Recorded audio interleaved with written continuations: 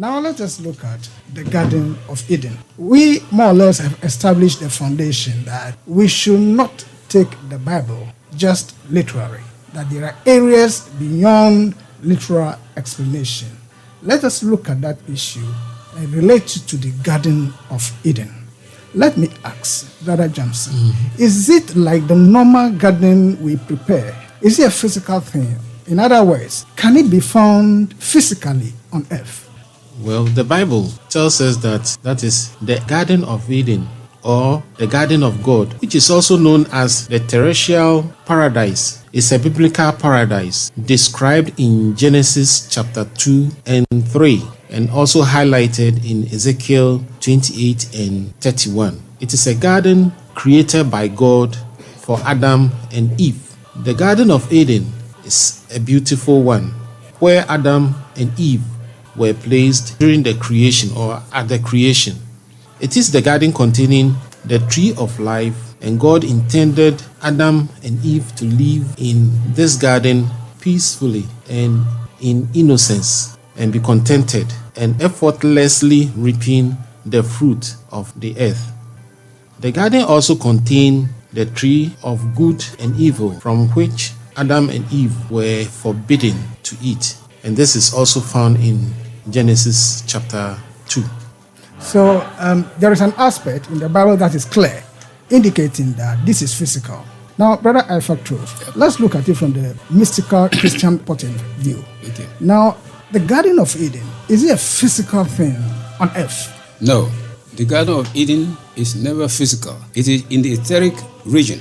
It is in the ethers, not physical. The earth has got etheric body.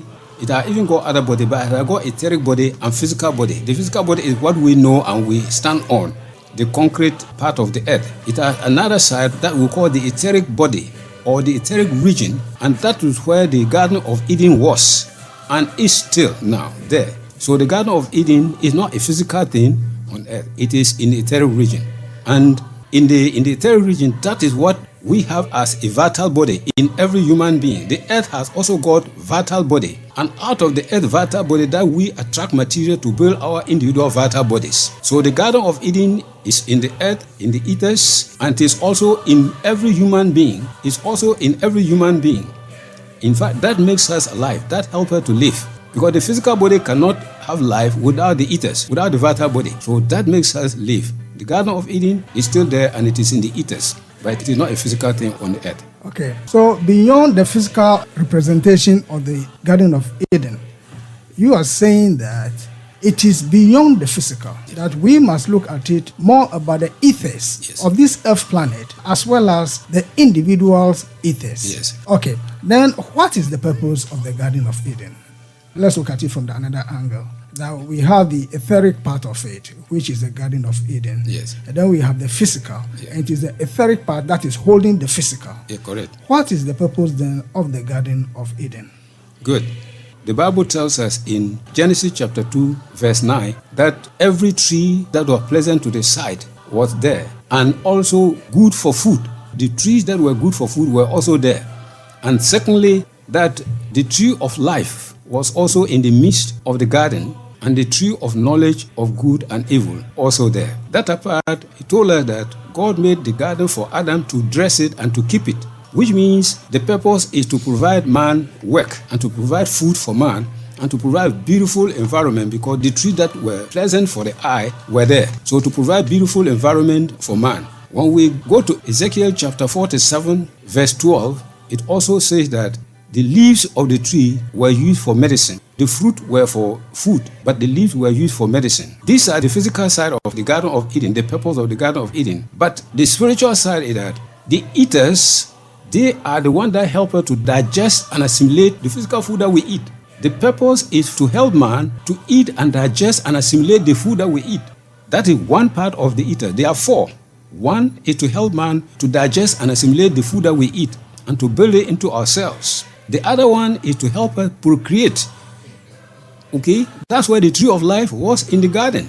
The tree of life helps us to procreate physical human beings and also to create our spiritual bodies. That is why they call it the tree of life. Life physically and life spiritually was also there. And also to give us industry. The 4-eater, one is for industry. And that's where God said, before he created man, the plants and all the trees were in him. He did not externalize them on the ground because there was no, that time raining, there was no rain to water them. And also there was no man to till the ground. After he created man, before he planted the garden so that man could be there to work on it. So it was industry and also property. He should dress it and keep it. So that was the first property of man. So these were the things. The purpose is to help man assimilate food, procreate his kind, and then have beautiful environment around him. These were the things. Okay. Thank you. Based from the explanation you have given, let's look at this issue of river. We are told in Genesis chapter 2, verse 10 to 14, that a river went out of Eden to water the garden. Must we understand this river as the physical river we often see around? No. They said that a river went out of Eden to water the garden. And that river was parted into 4 heads. Okay? And they gave the name of the 4 rivers. In fact, they are not rivers, they are ethers. Okay? But the ethers are, their symbol is water. And water using river. Not just ordinary water, not sea, not the ocean, but rivers. The ethers. And let me explain by saying that the earth has got solid part of it. That is the solid that we stand on, and also liquid, the water that we see, and also gases, air that we can hear, but we cannot hold it.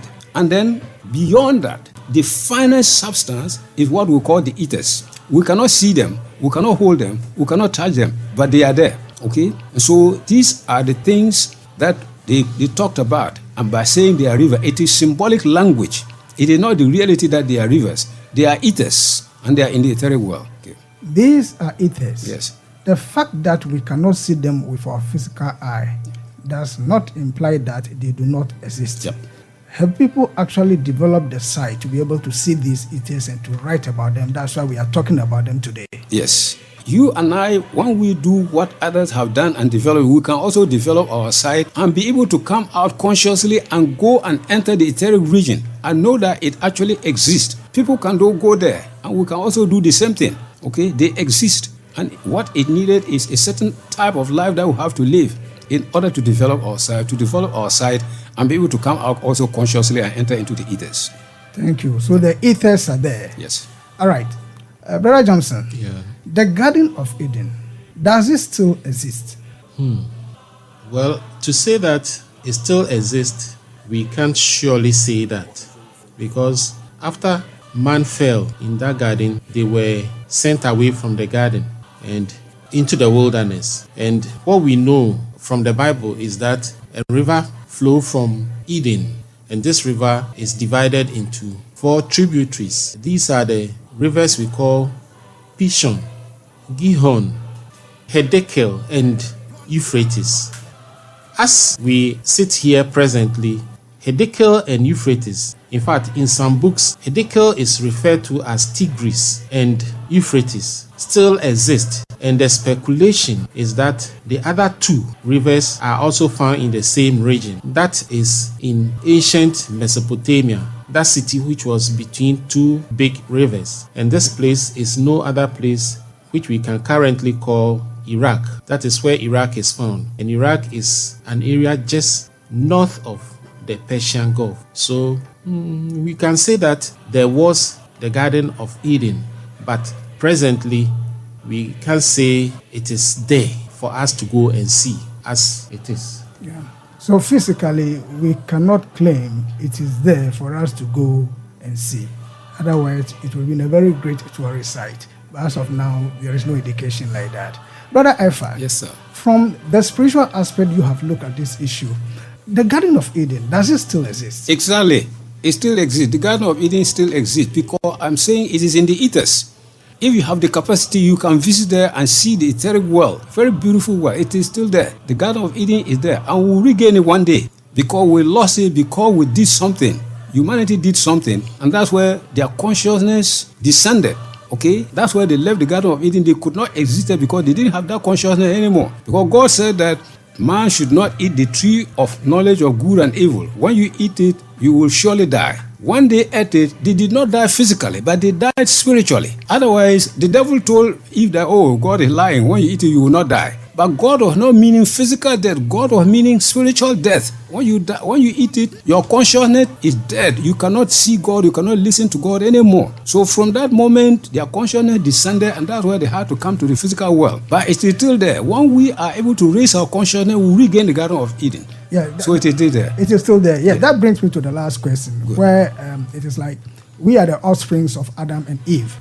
Do we stand a chance of regaining the Garden of Eden? And if we have the chance of regaining the Garden of Eden, what should we do? I'll stick with you, Brother Ifak. Thank you. Surely, brother, we have the chance of regaining the Garden of Eden, and that's why we are here. That's why we're on this earth, in order to regain the Garden of Eden. It is sure that we will regain it. And the method of regaining it, it is only that one that is a little bit hard. It is not just easy for everybody to, otherwise all of us would have marched to Garden of Eden. But it is not easy like that. But we have the chance of regaining it. Let us look at it this way. When man was driven from the Garden of Eden, we are told that archangel or cherubim guarded the Garden of Eden with a flaming sword, turning in every direction so that man cannot pass through any place to enter. Let us find out, why did man forfeit that garden? What happened that man lost that garden? If we get to know what happened that man lost that garden and we make the correction of that, we will easily just enter that garden. Man misused the life force. The devil deceived man, and he believed the devil instead of believing God. And man misused the life force.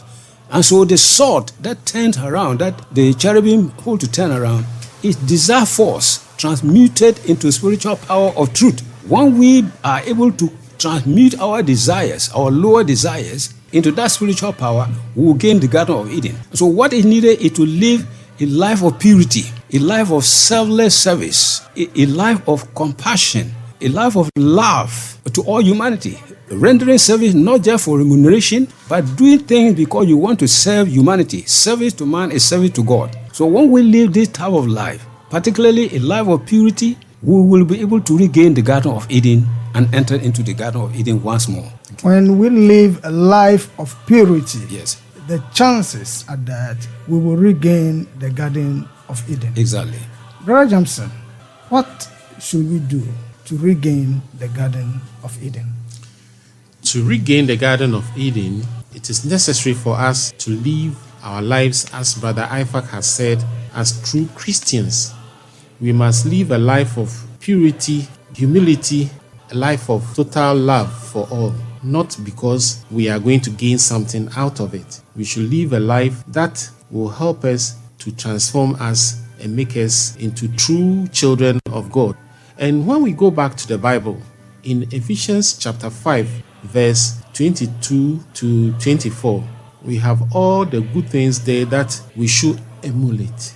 We must be caring, we must be loving, we must be people who don't have any negativity in our lives, so that in the end we are transformed, and that definitely will be the key for opening the door into paradise. That is the celestial paradise, not the terrestrial paradise. Thank you very much. Dear listeners, we have come to the end of tonight's edition. Now, what are the lessons from tonight's discussion? 1. The Bible is not an ordinary book. The words have deeper meanings, and we need to learn additional subjects like symbolism, numerology, astrology, spiritual philosophy in order to understand it better. 2. The Garden of Eden is not a physical location, although physical things were used to represent it. It is a spiritual world where humanity, as spirits, once lived and had higher consciousness of spiritual things, not physical things. 3. Humanity, as spirits, disobeyed the laws of God and thereby lost spiritual consciousness. We became conscious of the physical world and material things. 4. We, as spirits, are going back to the higher form of the Garden of Eden, called heaven or paradise, where there will be no sickness, hunger, marriage, or death. 5.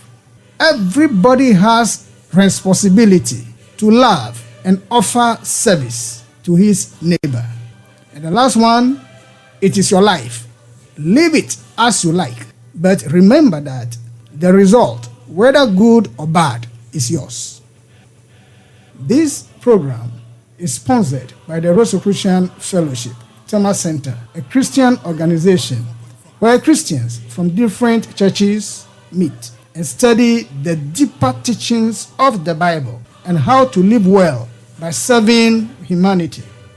If you want to know more about life, you can visit the center on Sunday, 10 o'clock in the morning to 12 noon at Community 4 and 5 traffic light, opposite the car park, Kaiser Flats.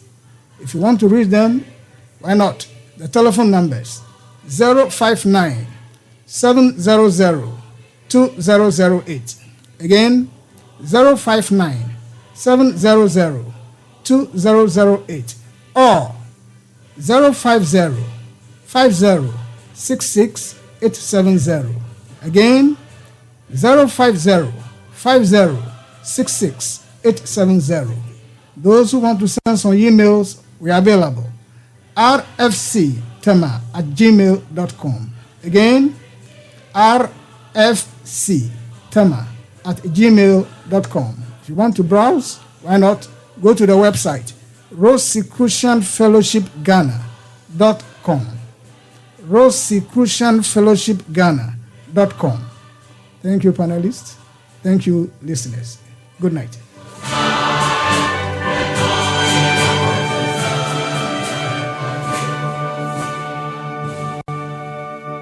104.5